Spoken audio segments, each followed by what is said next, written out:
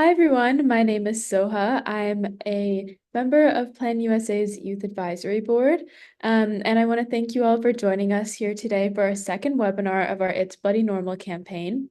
I'll be moderating the conversation today, and just to give you some insight, It's Bloody Normal is a youth-led movement to end period stigma and period poverty.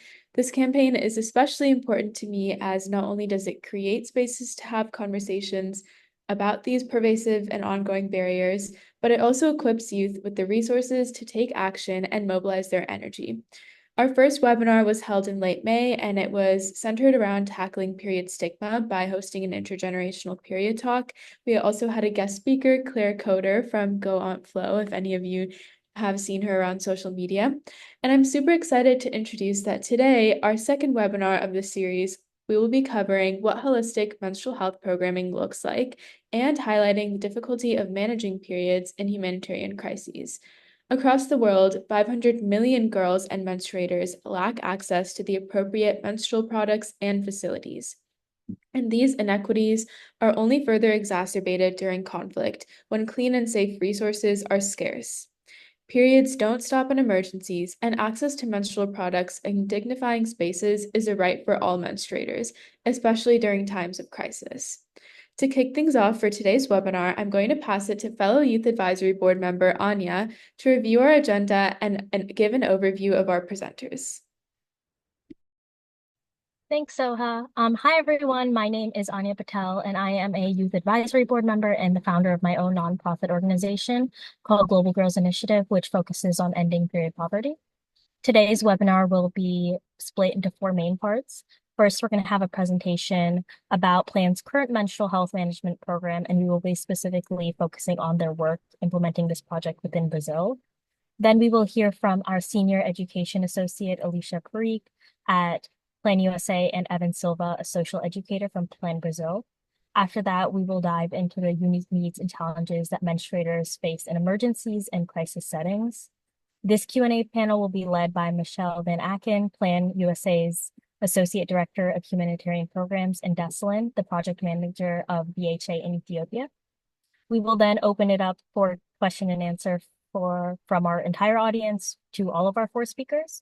And after you've heard from all of our four speakers, fellow YAB member Byrony will teach you how you can get involved in supporting our humanitarian relief work through starting an It's Bloody Normal campaign fundraiser. Back to you, Sofa. Thanks, Anya, for that amazing overview of the agenda. Let's go ahead and get started with introducing our first speakers to give us an overview on what successful menstrual health programming looks like in general, and specifically in Brazil. Alicia and Evan, please introduce yourself to our audience. Hi, everyone. Thank you all so much for being here today, and we look forward to diving into today's discussion on menstrual health programming. My name is Alicia Parikh. I'm a Senior Education Associate at Plan International USA. And today I'll be sharing more information about what Plan's specific menstrual health and hygiene programming looks like, along with my colleague, Evan Silva, who is also here today. Hello, everyone. I'm Evan Silva, and I'm a social educator at Plan International Brazil and in the state of Bahia. I'm here to talk a little bit about how the Leadership School of Girls project is working here in the last 3 years. And I want to say thank you for the invitation, and I expect that the information we are going to share here makes sense for you all. Thank you.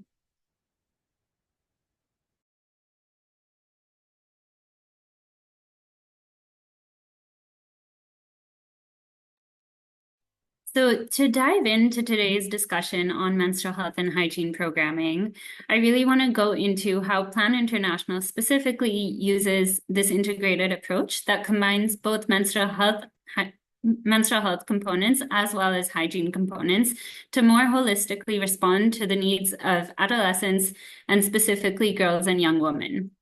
And so our menstrual health and hygiene programming really works at 3 different levels. The first focuses around materials, skills, and knowledge, and so that menstruating individuals really have the ability to manage their menstruation safely and in a dignified way, and they have the knowledge and skills to be able to do so.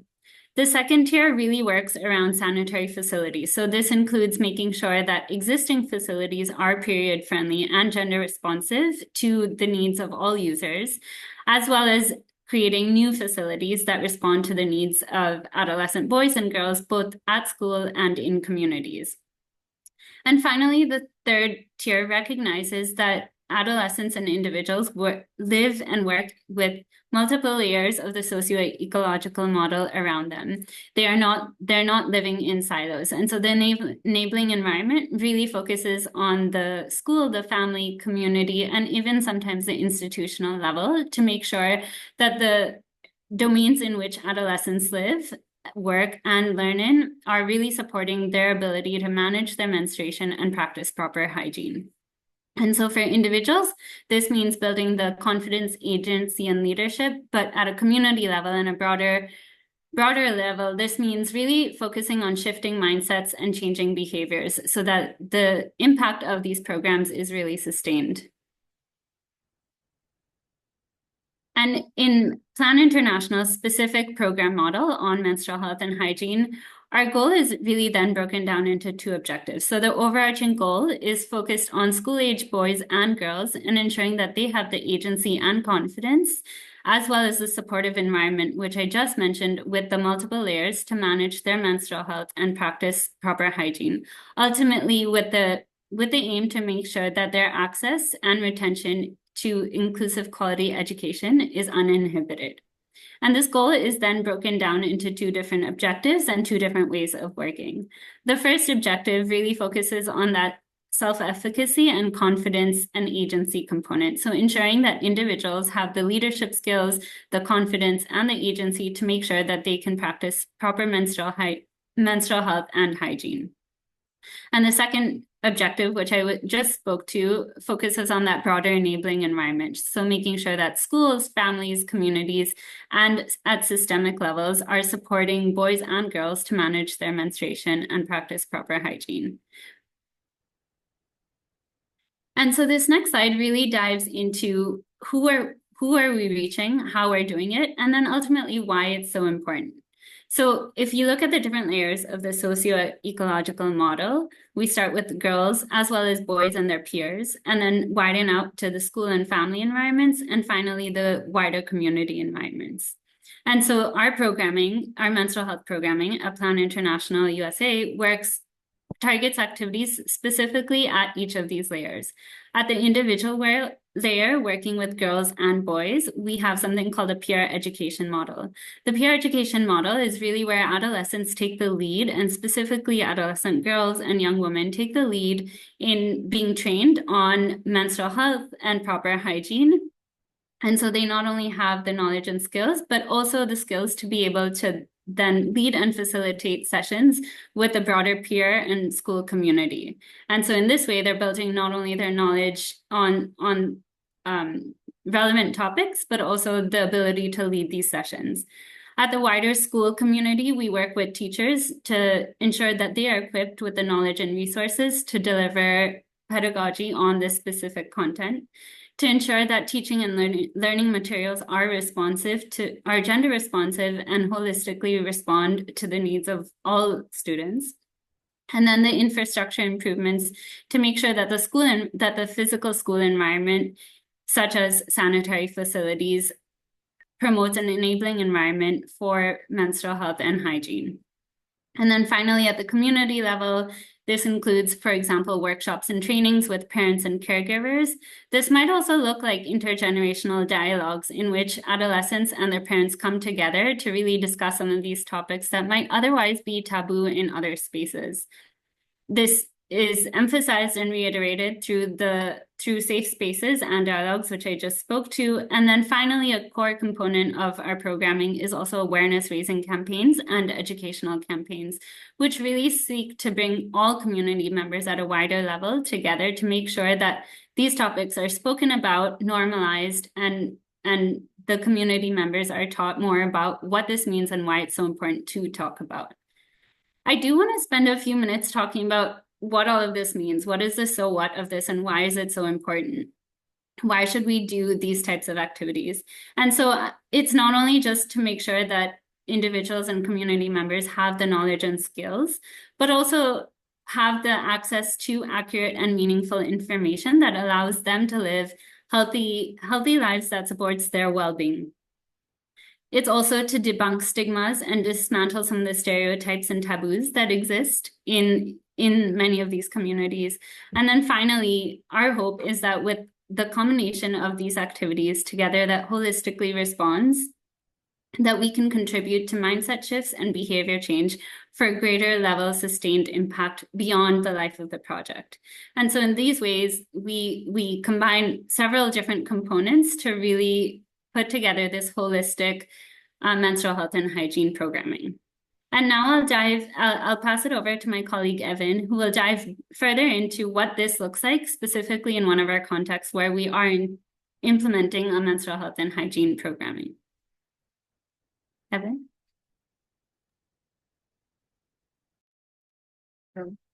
I will speak a little bit about the peer education model here in Brazil.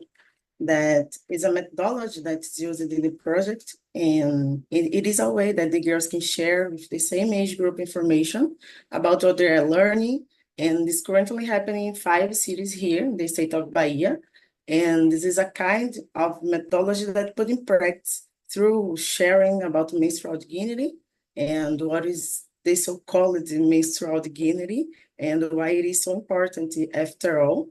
And the idea is that all menstruating students, regardless of gender and age, ability, socioeconomic status, have the opportunity for safe and dignified self-care.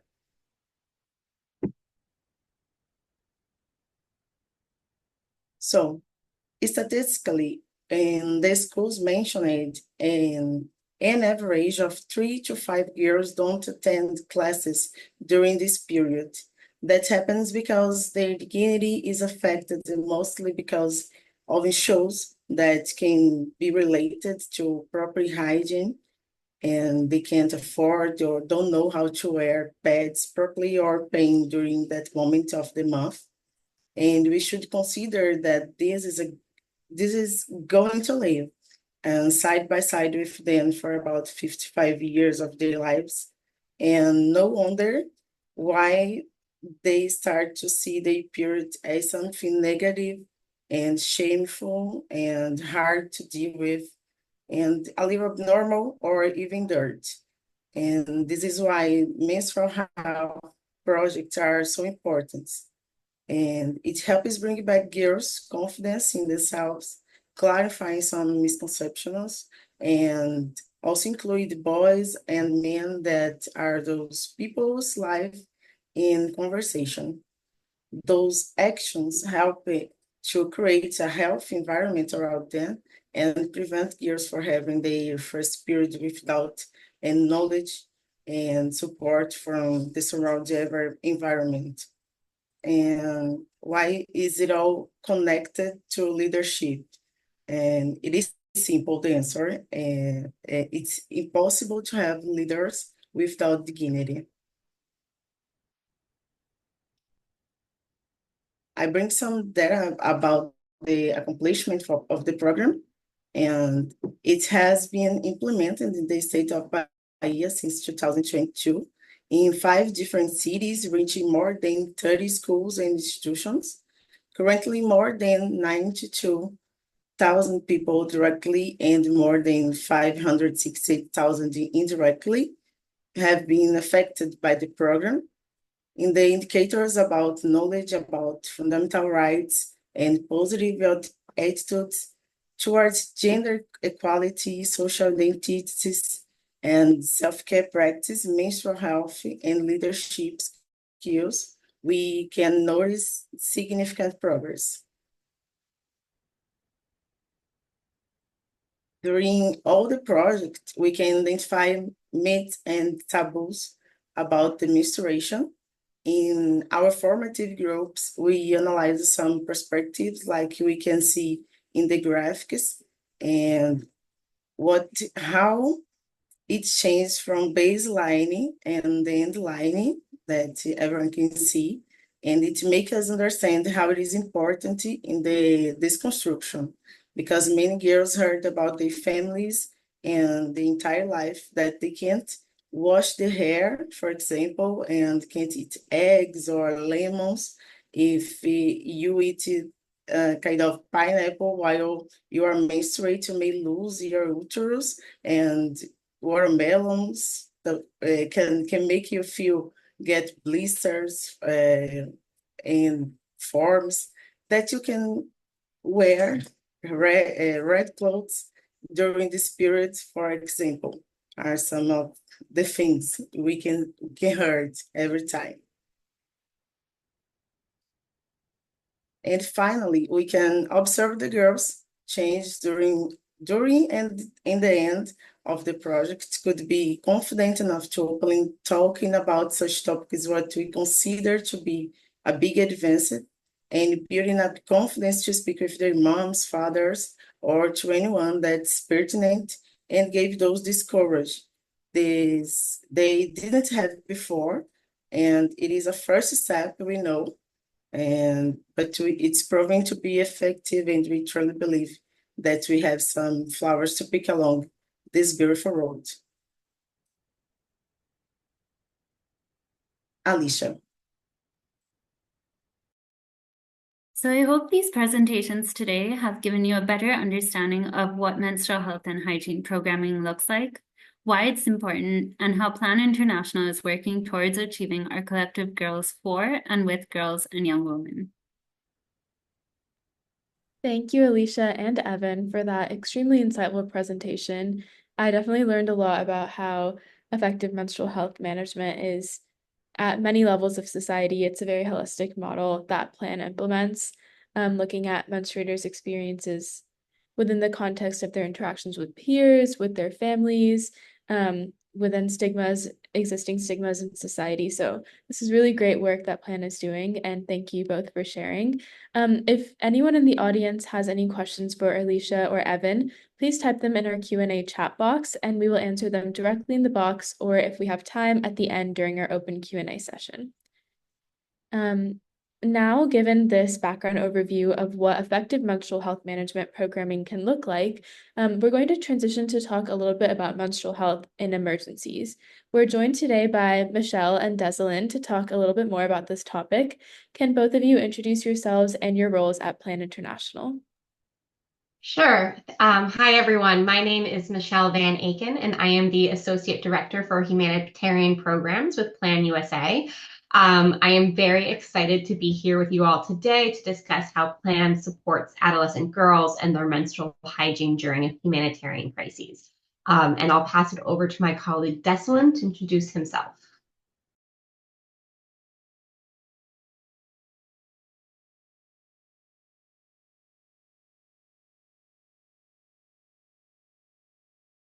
Desalyn, I'm not sure if you've come off of mute.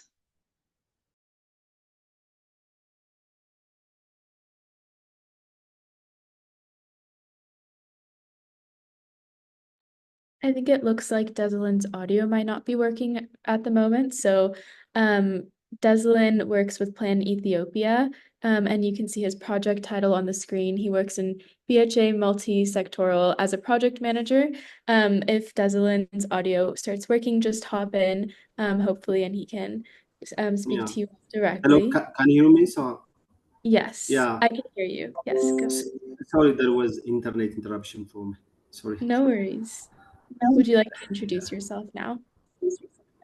Yeah.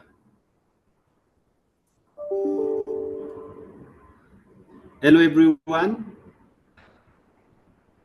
I am Desalyn. I am working as BHML Sectoral Project Manager in Plan International Ethiopia. Thank you so much for the invitation. Thank you for, having the chance, to present what is, the experience in Northern Ethiopia. Thank you. Awesome. Thank you. I'm glad we got the audio sorted out. We're going to jump into our first question for Michelle. Out of all of the things to consider during an emergency, can you talk a little bit about why Plan USA specifically chooses to focus on adolescent girls? Why are adolescent girls considered particularly vulnerable during humanitarian crises?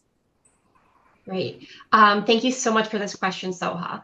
I want to start by framing the scale of what we are talking about. Adolescents who are aged, who we consider to be aged 10 to 19 years old, account for nearly a quarter of all of the 1.4 billion people living in countries affected by crisis and fragility. If we assume that at least 50% of those adolescents are girls, this means that 175 million adolescent girls globally are living in crisis contexts. This would be like over 50% of the population of the United States living in a crisis or conflict setting. So just imagine if 50%, every other person you see in the US is living in an emergency setting and it isn't able to access basic needs.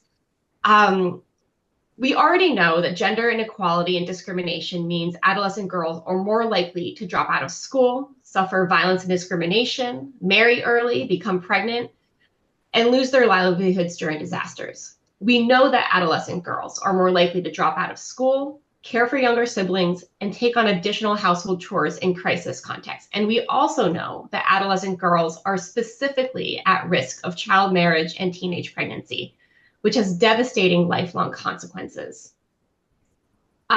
This is just the baseline standard.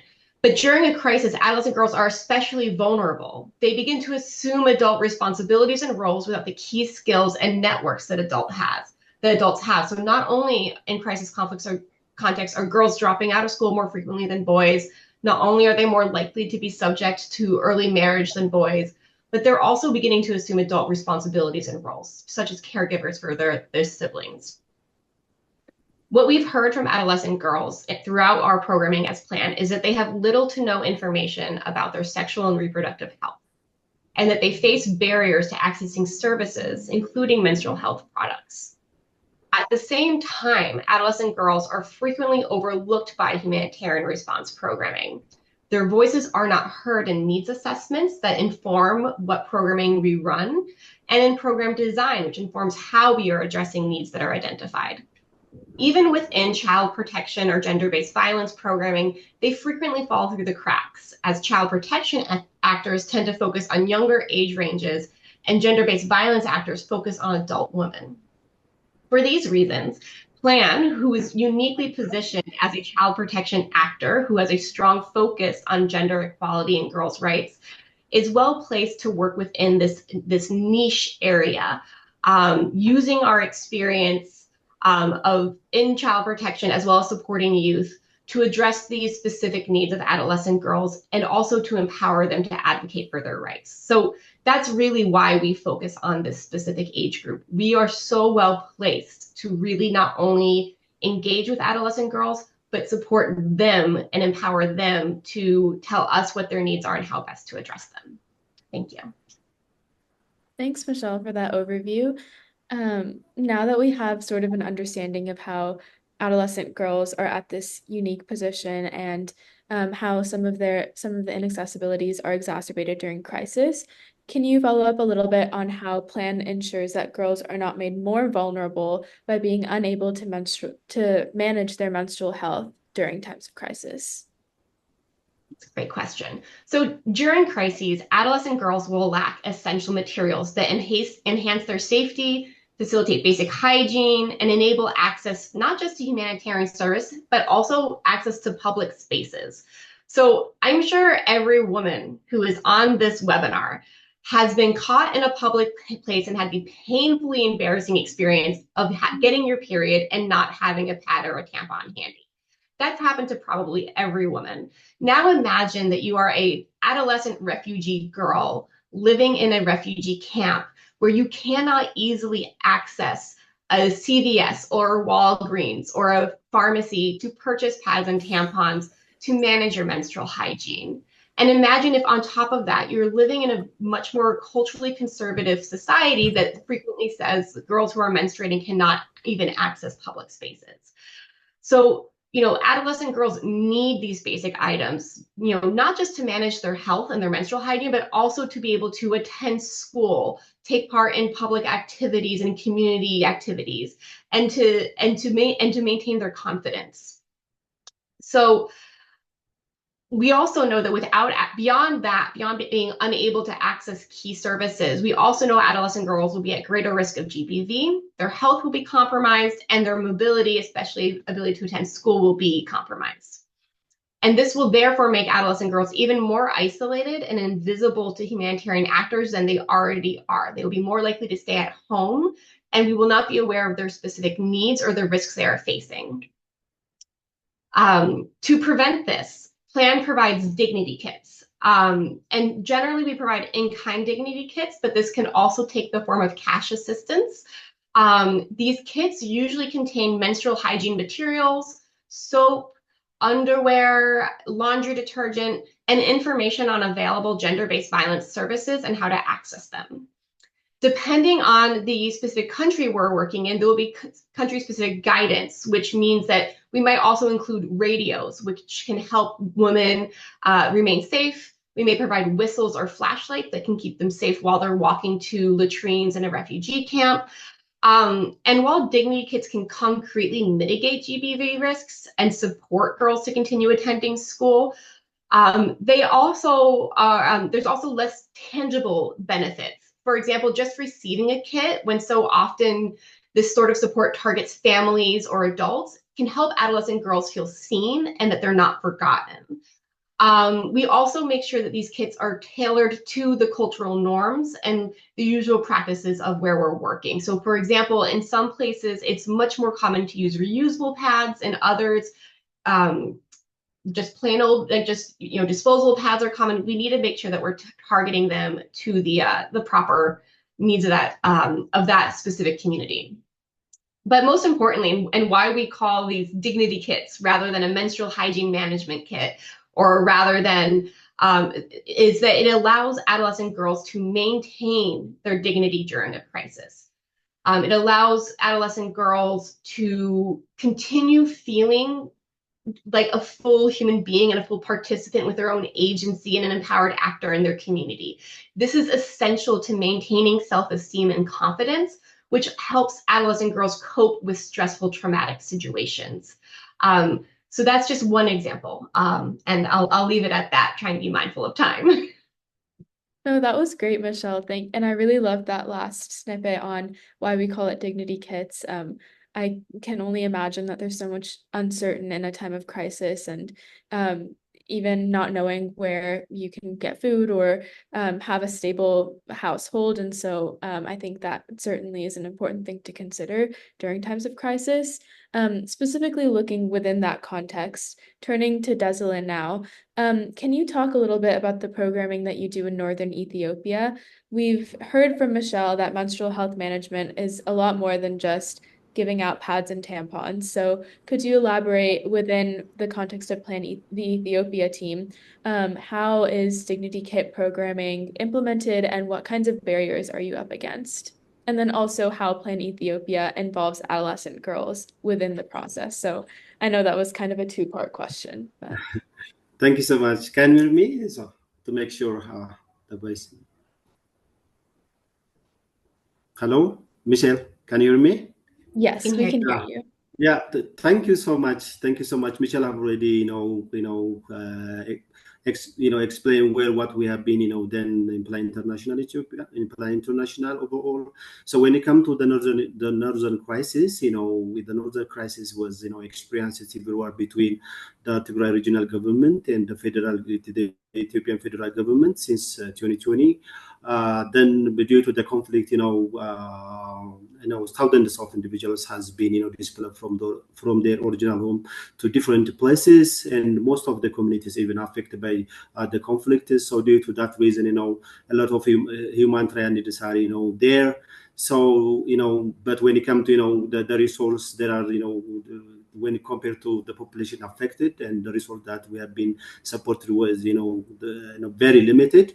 One of the key aspects, implementing MHM activities, line with the basic need. The first support expected from the affected community was, availing and providing, basic humanitarian need. Side by side, MHM is one of the key gender-sensitive activity need to be provided for adolescent girls.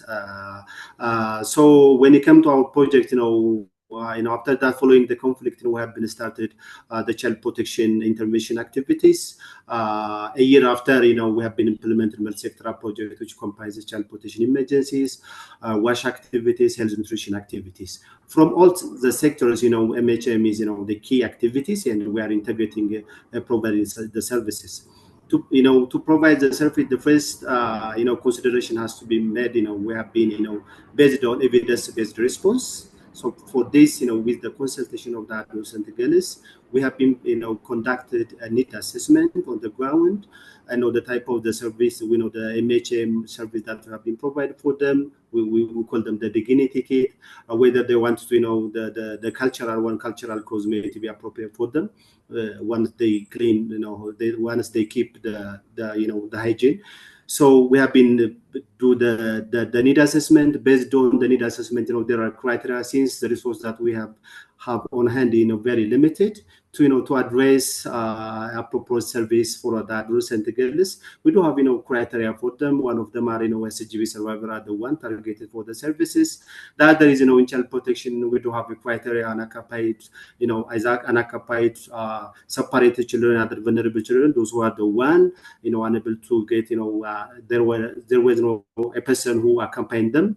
So we have been a criteria to provide for them.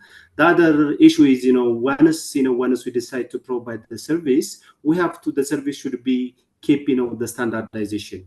Plan International must be we are knowing experiencing our niche is child protection emergency activities, and of course wash health. So there are other NGOs working.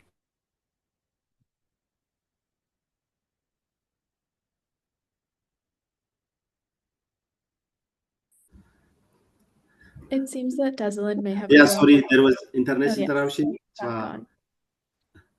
Yeah. Go Can ahead. you hear me? Yes, Yeah. So to provide, the dignity ticket, we have been consulted with UN agencies. UNFPA are the one experienced with, the modality how to provide the package and the typos, the items. At least we have to keep the minimum standard for the services. So we have been consulting with them. There are, of course, other UN agencies like UNICEF that are the one working with adolescent girls. So we have been consulted them. We are not simply providing the sanitary pad, like handout support. We have been providing with by capacitating, providing training is like in the SRHR room. So we have been doing that like that, and at the same time, we were integrating our services in the multi-sectoral way. In child protection, we do have safe space. In the safe space is first with the design to provide informal life skill education, particularly for children from age 4 to 11. For the adolescent girls, we do have separate room for them to provide SRH awareness creation, capacity building. MHM is one of the components. So based on that, once we capacitate themselves and we provide the dignity kit material, we are not limited ourselves, but we give the chance to them. If some of the areas that we have been working is the northern crisis was in Afar, Amara, and Tigray. So when we provide thinking to provide a dignity kit, we have to assess the local market. If the local market not allow for them to buy those materials, we're the one providing procuring the material and provide them. If the local market allow them, which give them freedom to procure the material what they want. So cash support is one of the modality that we have been provided, which help them freedom to buy what they want when what they feel comfortable. This is one of the key considerations that we have been provided. The other thing we have been integrating our service with providing psychosocial support. So one of the key aspects, most of the adolescent girls are there are feeling of the SJV survivor and other risk factors. So we have been integrating with our we don't have, by the way, we don't have MH mobile health nutrition team, around 11 mobile health nutrition team. Those teams has been provided facility level clinical service and outreach activities. During those activities, they have been giving, consideration of the need of adolescent girls, especially the CJB, line with, we do have psycho, PSS officers. So we were able to identify the challenges the girls that are facing. Based on, as the need assessment, we have been providing the services. When it comes to the challenges that we have been faced, and as I speak, the need is there, but there is no resource, there is still resource limitation. The other thing is now providing MHM service for adolescent girls, I think is not enough. We have to be integrate the service with other activities. The girls needs is not MHM only, so we have been integrate the service with other livelihood activities, other like apprenticeship and like that. Those will able support them, like to be to be to empower them, and to have the confidence to do things by themselves. This is one of the challenge. The other issue, the service availability in the different contexts. The NGOs, that's the humanitarian agencies working in the area, that very limited. So this is the resource limitation is one of the challenge. The other challenge, during the conflict, there was girls who has been by survivor of a CJBB. When we providing the service, the need is not only dignity kit. It needs more comprehensive, responsive, like clinical psychosocial support. But mostly, we are working providing like community-based psychosocial support, like we are linking the individuals with humanitarian need. Either we are creating a safe space for girls to play together, to engage in life skill education, SRH education, and the like that. But the challenge, the problem is beyond that.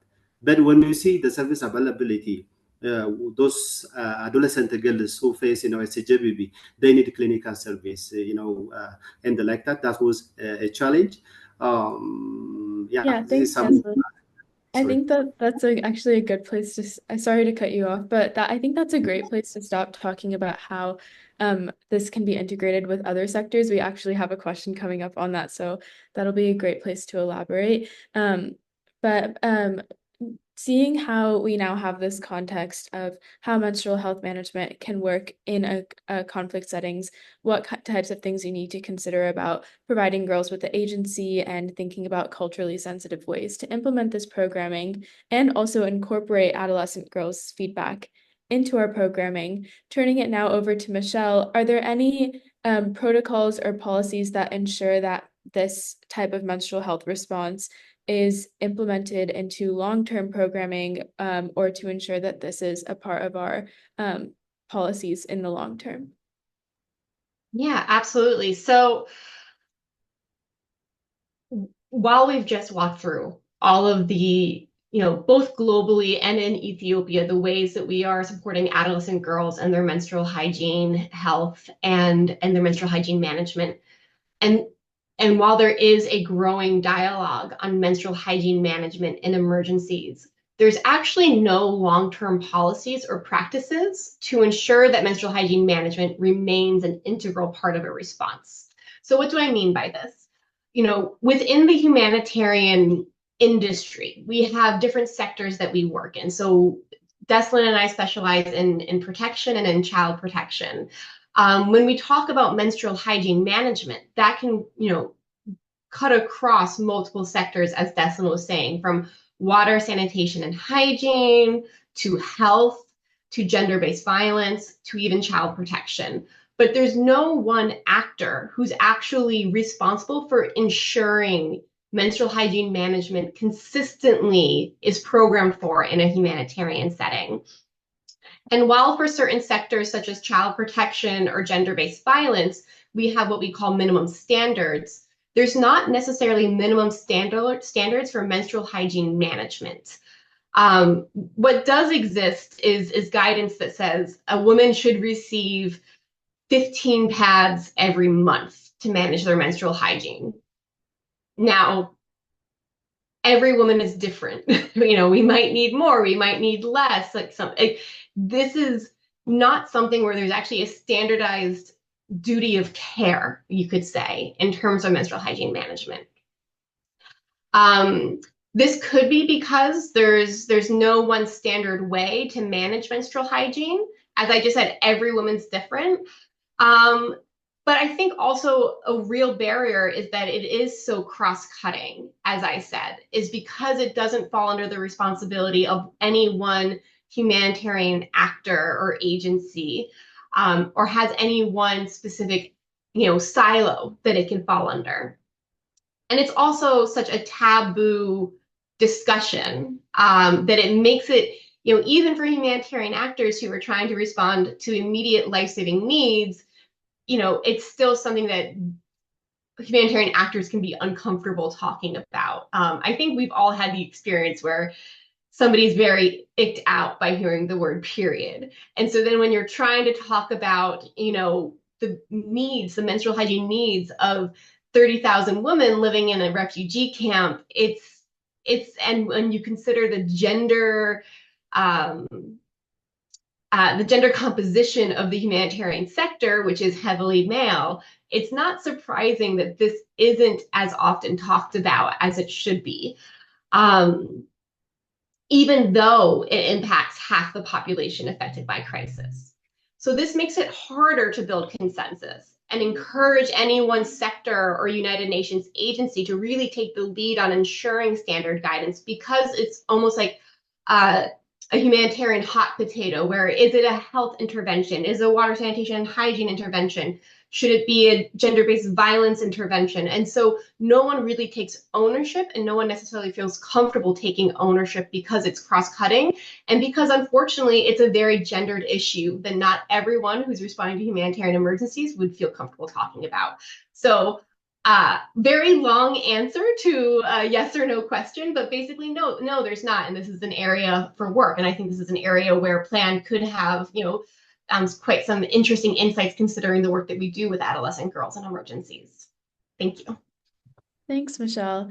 And now that we've heard a little bit about how this programming cuts across many sectors, going back to what you were talking about earlier, Desalin, I loved hearing about your process of doing a needs-based assessment and then considering cultural norms within Tigray and even the conflict zones. Can you, keeping all these different sectors in mind, can you talk about how within Plan, the child protection, the WASH teams, and health teams work together to meet the needs of adolescent girls under your BHA-funded project? If you're still here.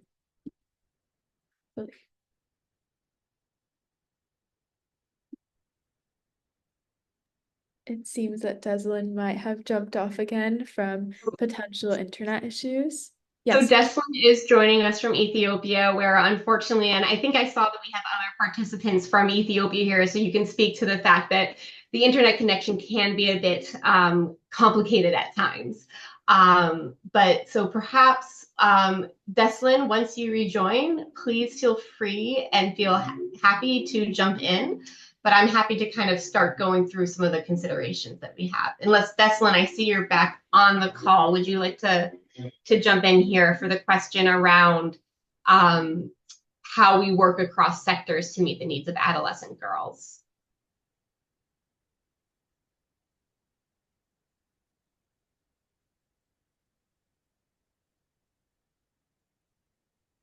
I think Michelle, maybe go ahead and give us just a brief overview, and then I'll ask Deslin to type it in the chat whenever he regains connectivity.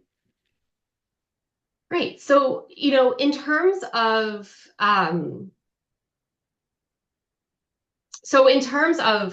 how we are working across sectors, and how I mentioned that menstrual hygiene management is cross-cutting. One of the ways that we're working together is that while the planned child protection teams are responsible for distributing dignity kits, we have our health teams provide sexual and reproductive health rights sessions following those distributions for girls who receive dignity kits. These are sessions that talk through sexual and reproductive health, as well as sexual and reproductive health rights. And it also talks through everything that you receive in the dignity kit, how it's meant to be used. So that means that our health and child protection teams are working together on this cross-cutting issue, which, as I just described, is really key and important.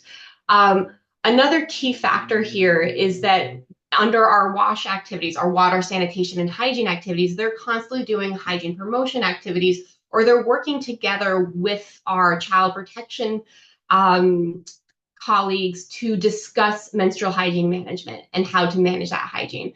We also have our WASH colleagues when they are doing latrine rehabilitation, because part of our water, sanitation, and hygiene work is also rehabilitation of actual water, sanitation, and hygiene infrastructure or construction of new ones. So when we construct new latrines, we ensure that they are sex segregated, which is really key for protecting both mitigating GBV risks, but then also providing a safe private place for women to manage menstrual hygiene. Same thing if we are building like shower rooms or something like that, is we take into account, we have our water, sanitation, and hygiene colleagues speak with our child protection colleagues, speak with communities to understand what are the specific considerations we need so that women and girls feel safe accessing these spaces, but then are also safe to manage their menstrual hygiene there.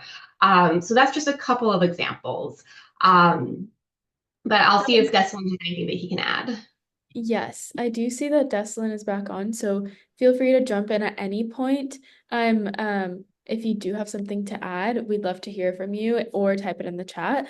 Um, we did get a question from the audience about, let's see, okay, let me just pull this up. Okay, awesome. So someone asked if you would like to donate to Plan to fund our humanitarian relief work. How can you get involved? Where does that money go? How is it used? If you could just shine a light on that a little bit, Michelle, that would be great. Well, first of all, I would say that is so exciting. I think it's a brilliant thing to give money to, and it will be used to go directly to immediately life-saving assistance. So the money in our humanitarian relief fund is used especially to fund a sudden onset humanitarian crisis through a country-specific emergency response plan. So what does that mean? That's a lot of words.